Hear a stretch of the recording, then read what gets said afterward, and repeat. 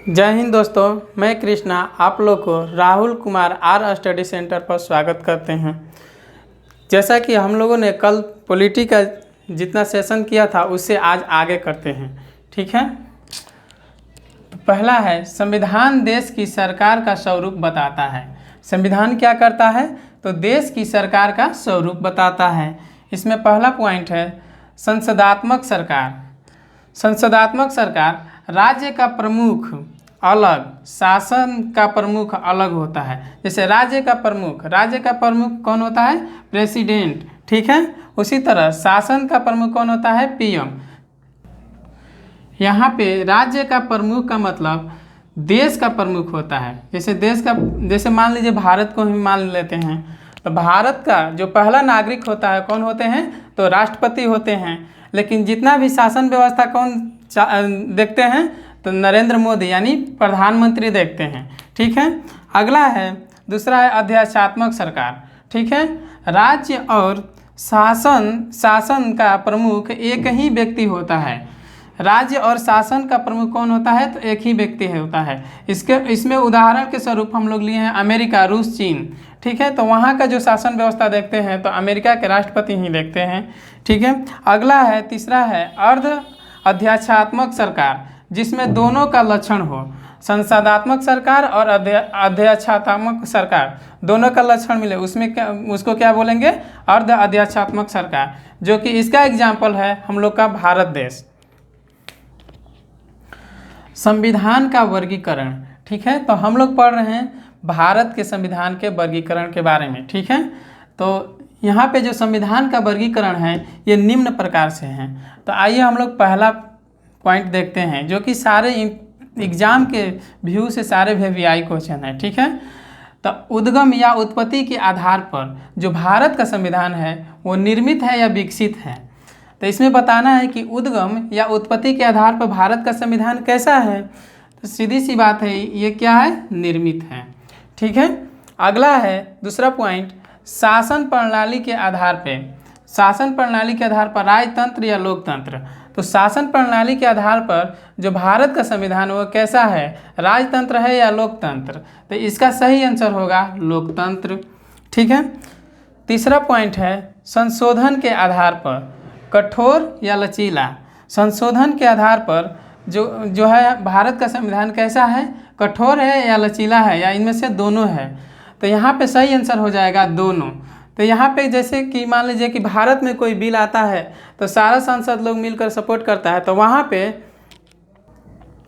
लचीला यहाँ पे लचीला का मतलब होगा कि मान लीजिए सांसद में कोई बिल आया जो कि अच्छा बिल है तो उस पर सभी लोग सहमति जताते हैं, तो वो लचीला संविधान के तहत आ जाएगा, ठीक है। और कठोर बिल, तो जिस पे मान लीजिए कोई भी बिल आया और उस पर जैसे विरोध होने लगा, कुछ सांसद बोले कि नहीं ये अच्छा नहीं है, कुछ लोग बोले कि नहीं ये अच्छा है, तो उस पर जब सहमति बनता है तो वो क्या हो जाता है? कठोर बिल हो जाता है, ठीक है। जैसे कि अभी के एग्जाम्पल के तौर पर किसान बिल को लेते हैं, ठीक है। अगला है 4 नंबर पॉइंट है संघ के आधार पर जो भारत का संविधान है वो कैसा है? संघात्मक है या एकात्मक है? संघात्मक और एकात्मक यानी कि दोनों का मिक्स जो है अर्ध संघात्मक। तो जो भारत का संघ के आधार पर जो संविधान है वो क्या है? तो अर्ध संघात्मक है। यहाँ संघात्मक का मतलब यहाँ पर जो सरकार का जो वर्चस्व है केंद्र और राज्य दोनों चलाती है, लेकिन एकात्मक यहाँ पे है। एकात्मक का मतलब हुआ कि यहाँ पर जब इमरजेंसी जब लगता है तो सीधा सरकार का नियंत्रण केंद्र सरकार के पास चला जाता है। तो यहाँ पे एकात्मक का मतलब कि एक लोग ही शासन करते हैं, वहाँ पे कौन करते हैं? तो राष्ट्रपति के हाथ में चल जाता है शासन, ठीक है। इसके बाद संकलन के आधार पर भारत का जो संविधान है लिखित है या अलिखित है? तो ये इसका सही आंसर जो है वो क्या है? तो लिखित है। अब यहाँ पर आइए कुछ नोट में कुछ इंपॉर्टेंट पॉइंट लिखे हुए हैं। जैसे नोट में है श्रीलंका के संविधान लचीला और अमेरिका के संविधान क्या है? कठोर है। तो पूछता है क्वेश्चन कि श्रीलंका का संविधान कैसा है? तो इसका सही आंसर होगा लचीला, और अमेरिका का पूछेगा तो अमेरिका का संविधान कैसा है? तो कठोर है। अलिखित संविधान और लिखित संविधान, आज का जो ये पॉइंट है वो टोटल क्या है? सारे एग्जाम के लिए VVI है, ठीक है। तो अलिखित संविधान और लिखित संविधान, तो ऐसा नहीं है। आइए पहले ये लोग हम समझते हैं कि अलिखित और लिखित में मतलब क्या अंतर है। तो अलिखित में ऐसा नहीं है कि इसमें लिखा ही नहीं गया है और लिखित में लिखा गया है, ऐसा कुछ बात नहीं है। अलिखित का मतलब है कि यहाँ पे लिखित बात जो है वो लिखित बातों की मात्रा जो है कम है, लेकिन वही लिखित संविधान में लिखित बातों की मात्रा क्या है, ज़्यादा है। तो अलिखित संविधान किसके पास है, तो ब्रिटेन के पास है, जो कि 15 जून 1215 में तैयार हुआ था। 15 जून 1215 में ब्रिटेन का संविधान तैयार हुआ था। ठीक है। मैग्ना कार्टा शब्द, आइए मैग्ना कार्टा शब्द के बारे में जानते हैं। तो ब्रिटेन के नागरिक को जो अधिकार मिलना चाहिए वो अधिकार नहीं मिल रहा था, तो ब्रिटेन की महारानी के द्वारा मैग्ना कार्टा का मतलब कि अधिकार दिलाने के लिए मैग्ना कार्टा शब्द का प्रयोग किया गया, जिससे कि ब्रिटेन के नागरिकों को जो अधिकार मिलना चाहिए वो अधिकार मैग्ना कार्टा के तहत मिलने लगा। ठीक है। इसको तैयार कौन किया था, तो स्टीफेंस लैंगटन ने तैयार किया था। मैग्ना कार्टा को किसने तैयार किया था, तो स्टीफेंस लैंगटन ने तैयार किया था। और सारे देश के अलिखित संविधान है, जैसे में हो गया कनाडा, न्यूजीलैंड, सऊदी अरब, इजराइल etc। अब आइए हम लोग जानते हैं लिखित संविधान किस देश का है। यूएसए का संविधान जो 1789 में सबसे पुराना लिखित संविधान है। यूएसए का संविधान कब बना था, तो 1789 में, जो कि क्या है, सबसे लिखित पुराना संविधान है। इसके बाद कौन है, फ्रांस है, पाकिस्तान है, भारत है। ठीक है। अब आते हैं हम लोग लिखित संविधान में सबसे छोटा, शब्द के आधार पर सबसे छोटा कौन है। ठीक है। किस देश का संविधान लिखित है और शब्द के आधार पर सबसे छोटा है, कौन सा देश है, मोनाको। सबसे छोटा संविधान मोनाको। ठीक है। कितना शब्द है, 3814 शब्द हैं। तो शब्द के आधार पर सबसे छोटा संविधान पूछेगा किस देश का लिखित संविधान है, तो मोनाको का है। और कितना शब्द का है, तो 3814 शब्द का है। इसके बाद है अनुच्छेद के आधार पर सबसे छोटा संविधान।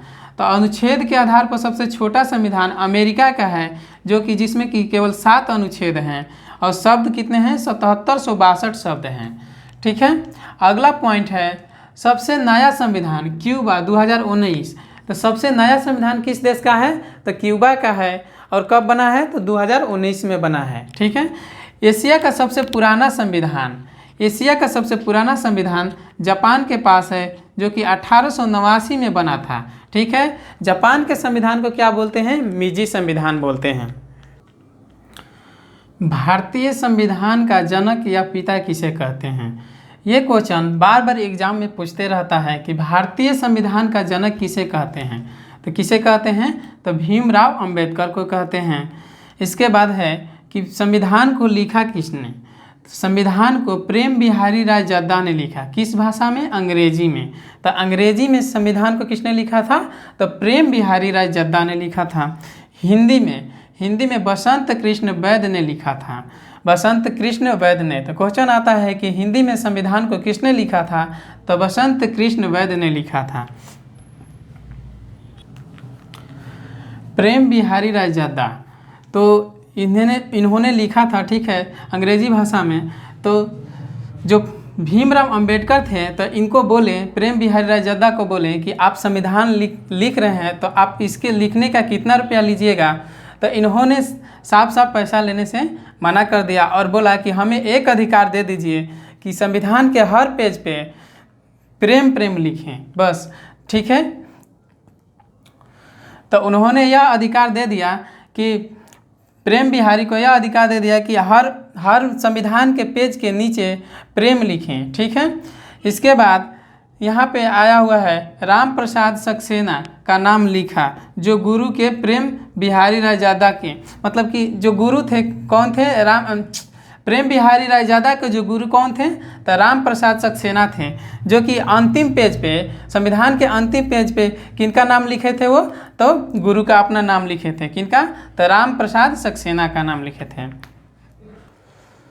भीमराव अंबेडकर ने बोले थे कि प्रेम बिहारी राय जद्दा से बोले कि आप संविधान लिख रहे हैं तो इसका कितना पैसा लेंगे। तो प्रेम बिहारी राय जद्दा ने बोले कि हमें इतना अधिकार दे दीजिए कि संविधान के हर पेज के नीचे मैं अपना नाम लिख सकें, जैसे कि उन्होंने पेज के नीचे हर पेज पर प्रेम लिखें। ठीक है। तो वहाँ से उनको अधिकार मिल गया। लेकिन अंतिम पेज पे वो अपने गुरु राम प्रसाद सक्सेना का नाम लिखे हैं। तो इसीलिए भाई अपने गुरु का कभी नहीं भूलना चाहिए। तो आज को सेशन को हम लोग यहीं पे समाप्त करते हैं। ठीक है, जय हिंद।